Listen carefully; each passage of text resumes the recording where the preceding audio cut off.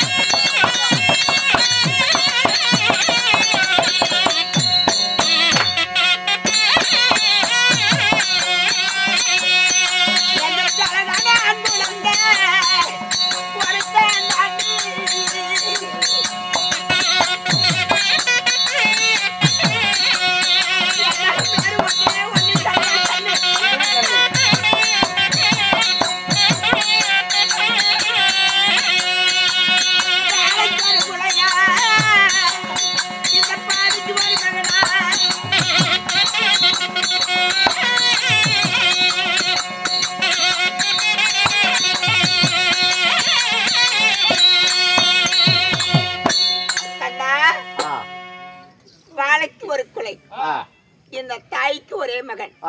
என் மகன் பெயர் குருபுத்திரையர். குருபுத்திரையர். மகனோ குருபுத்திரையர். எங்க வீட்டுக்காரர் அனுபுத்திரையர். என் மகன் பெயர் குருபுத்திரையர். நீங்களா ஐயர் கூடமா? ஆமா. நாங்க எப்படி பிறந்தோம் தெரியுமா? எப்படி பிறந்தீங்க?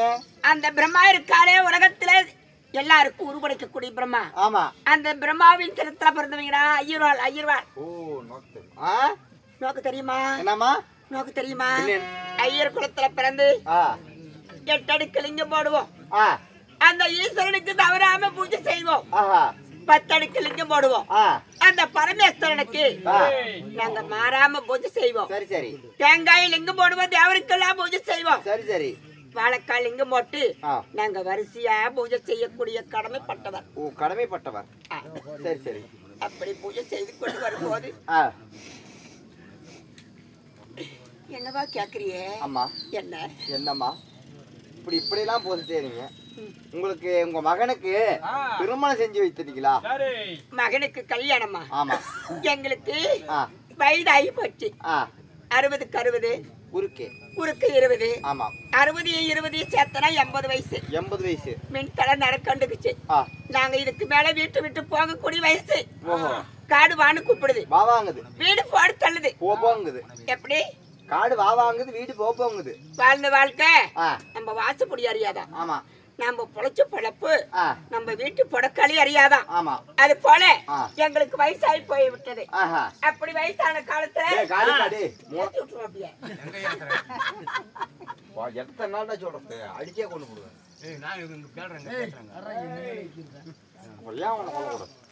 வயசான காலத்துல ஒரு மகனை பெற்றிருக்கிறோம். கண் குளிர கல்யாணம் செய்து நம்ம கண் குளிர பாக்கணும். அதாவது அப்படி என்ற ஆசையோடு நாங்கள் என்ன செய்தோம்? என் மகனுக்கு செல்ல கல்யாணம் செய்து வைத்தோம். என் மருமக வீட்டுல வந்து கால் வச்சா அவ என்னைக்கு கால் எடுத்து வச்சாலும் மூடு போயிருச்சு. என்ன நல்லா ஆயிருச்சுன்னு என்ன நல்லா ஆயிருச்சுன்னு அவ வந்து நேரமோ என்னவோ தெரியல. நாங்கெல்லாம் பயங்கரமா மரியாதையா இருக்கிறோம்.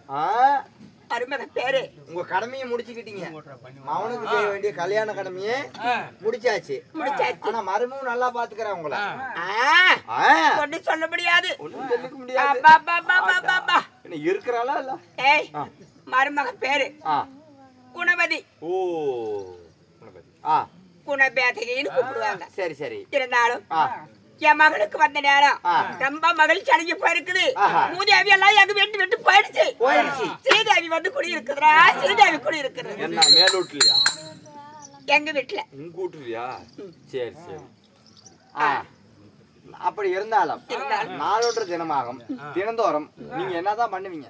நாங்க தவறாம அந்த சிவனுடைய கோயிலுக்கு, அந்த தெய்வத்தினுடைய ஆலயத்துக்கு தவறாம பூஜை செய்வது எங்களுடைய கடமை. யார் யார் போவீங்க கோயிலுக்கு? நானு, எங்க வீட்டுக்காரரு, நானு. எங்க வீட்டுக்காரர் தவறாத பூஜை செய்வார். அப்படின்னா வீட்டுக்காரர் பாக்கணுமா இல்லையா? பாக்கணும் தான்.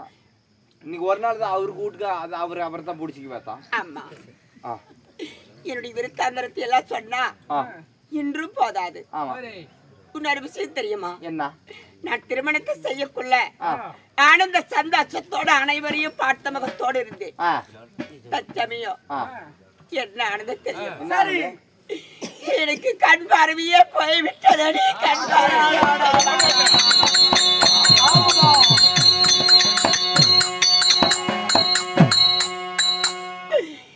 என்ன ஆனது, எப்படி கண் பார்வை போனது தெரியும். அதை சொல்ல வேண்டுமானா உள்ளமெல்லாம் கல்லடிப்பட்டு கண்ணாடி போல் கலங்கிறது.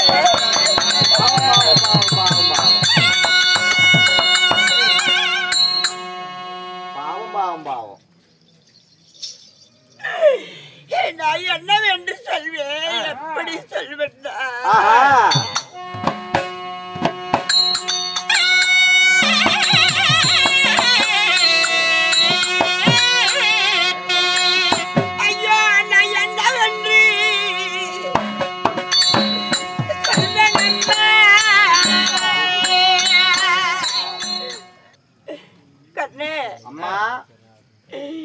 இந்த பொன்னாடு பட்டி உலகமெல்லாம் படியளக்கக்கூடிய அந்த சிவபெருமான் அவர் கோயிலுக்கு விடாத பூஜை செய்த பாவமோ என்னவோ தெரியல. நாங்கள் என்ன பாவம் செய்தமோ, என்ன குற்றத்தை செய்திட்டமோ தெரியல. அந்த சிவன் கோயிலுக்கு பூஜை செய்து கொண்டு வந்தது எங்களே. அந்த கடவுள் கண்ணை பறித்து விட்டான். நீ கண்ணை பறித்து விட்டான்.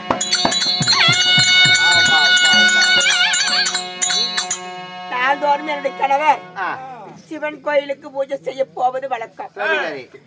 அப்படி பூஜை செய்து விட்டு அந்த கோயிலுக்கு எல்லா பொதுமக்களும் வருவாங்க. படியரிசி, பச்சரிசி, பழம், தேங்காய் அந்த கோயிலுக்கு படி கொடுப்பார். அந்த ஆண்டவனுக்கு பொங்க பூஜை வைத்து விட்டு அந்த படியரிசி, பச்சரிசி, பழம், தேங்காய் அனைத்தையும் கொண்டு வந்து நாங்க வயிறு வளர்ப்பது கடமை. அப்படி வயிறு வளர்க்க சமயத்திலே மகன் பிறந்தான். மகனுக்கு திருமணத்தை செய்து விட்டோம். இனிமே நமக்கு வயசாகி விட்டது.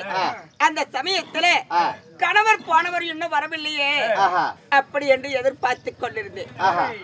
அப்படி எதிர்பார்த்து கொண்டிருக்கும் நேரத்திலே மாலை நேரம் 4 மணி சுமார் இருக்கும். போனக்கரவரும் இன்னும் வரலையே, வீட்டுல ஒன்னும் பொங்கலையே, நாம இன்னும் சாப்பிடலையே. கடவுளை கும்பிட்டு விட்டுதான் இந்த ஐயர் குடும்பத்துல சாப்பிடுவது வழக்கம்.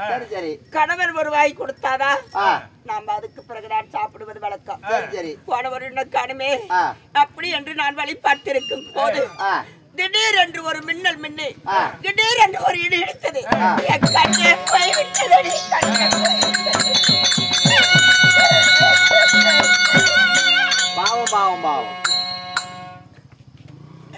அன்னைக்கு இருந்து இன்னைக்கு வரைக்கும் நாங்க பார்க்க பார்வை இழந்து, நாங்க காண்பதற்கு கண் இழந்து, நான் கண்ணிழந்த பாவியா நிக்கிறேன்டா. கண்ணிழந்த பாவியா நிக்கிறேன்.